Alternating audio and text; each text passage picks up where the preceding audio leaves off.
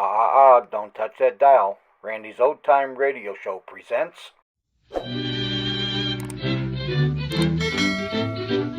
And here's the Cinnamon Bear.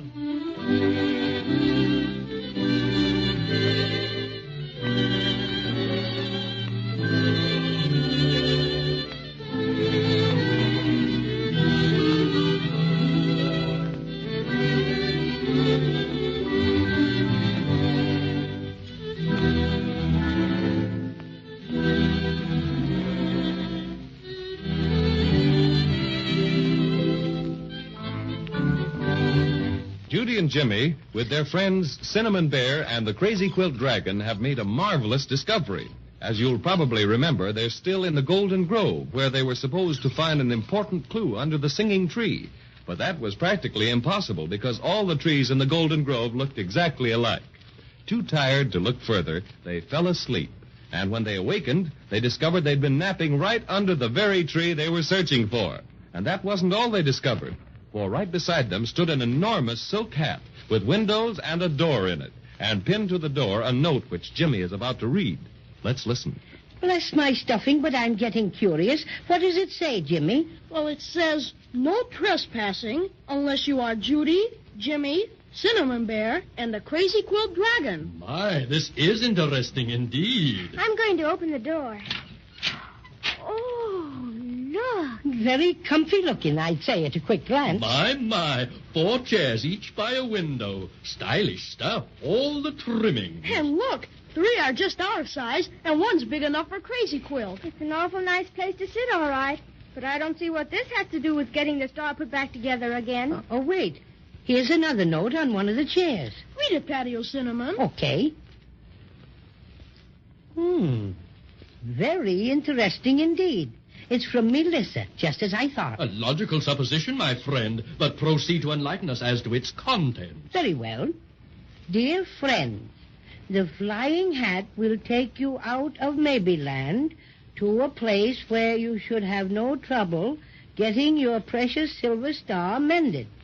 When you are ready for the flight, just say, Topper, Topper, off we go to the land of ice and snow. Upon your arrival, ask the first person you meet where to go to find Nicky Frudel. Lots of luck, Melissa. Wait, here's a P.S. Do not be afraid of the flying hat. It is equipped with the very best Maybeland motor. Oh, this is awful exciting. But I wonder why we have to go to a land of ice and snow to get the silver star fixed. It is indeed mystifying, but undoubtedly Melissa has some definite reason for sending us there. Well, I don't want to rush you, but we're wasting time. Suppose we just do as Melissa says and get going. Always the practical man of affairs, Jimmy. And let us go indeed. I'll say the rhyme that Melissa told us to use to make the flying hat go. Everybody ready? Surest thing you know. Indubitably. What? Just skip it. Topper, Topper, off we go to the land of ice and snow. We're going right up. We're going up. Oh, boy, this is swell. Oh, boy, we're way over the tops of the trees already. And look, the Golden Grove looks just like a lot of melted butter. Always thinking of your tummy. No mind for finer things. Look, I bet that's the end of the Golden Grove. Yes, and beyond it, I can't see a thing. Can you? The Wintergreen Witch knew what she was talking about when she said that abyss was bottomless.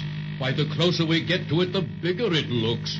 If she ever dropped the pieces of our star in there, goodness knows where they'd stop. Probably keep right on falling. And speaking of falling, we're right over it now. Goodness, suppose we fall. Oh, quit your worrying. Melissa said this flying hat was equipped with the best Maybeland motor, didn't she? Well, I'll bet on Melissa any day. She's swell. You know, it may be just imagination, but I feel distinctly cold. What about you? Oh, I do feel sort of chilly. Well, now that you mention it, my stuffing feels a little bunchier than usual, and that always means it's cold. Say, I see something white ahead.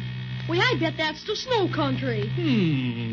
Right as usual, Jimmy. It's just as white as can be. I wonder what we're supposed to do there. You know, what I'm wondering about is this flying hat.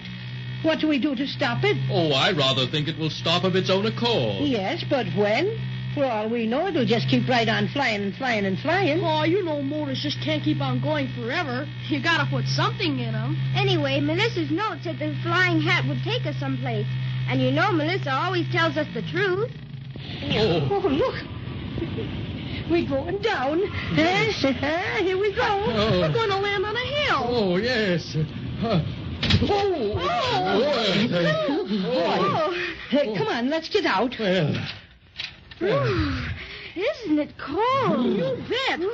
Gee, I wish I had my sweater. I could use my green flannel underwear right now. I'm a bit afraid my crazy quilt colors will get frozen blue. Look at the flying hat. Why, it's tipping itself, just like it was saying goodbye. Look, now it's flying off. Yes. Well, there's no doubt about it. This is where Melissa meant for us to come. Look, everybody. Look at that shiny thing down below us. Isn't that a palace? Anyway, a mansion. But it's a good piece down the hill. Gee, I wish I had a toboggan. That'd take us there in a jiffy. Well, what do we need with a toboggan? Here's Crazy Quilt. Come on, Crazy Quilt. Justify your existence. Oh, me, just a vehicle. That's me, always doing a bit of transportation. Poor Crazy Quilt. You don't have to if you don't want. Oh, no. Oh, no, I was just grumbling. Tobogganing is what I've always longed to do. Climb on. Oh, just a minute till I tuck my legs under me. Yes, there, that's right. Now, off we go.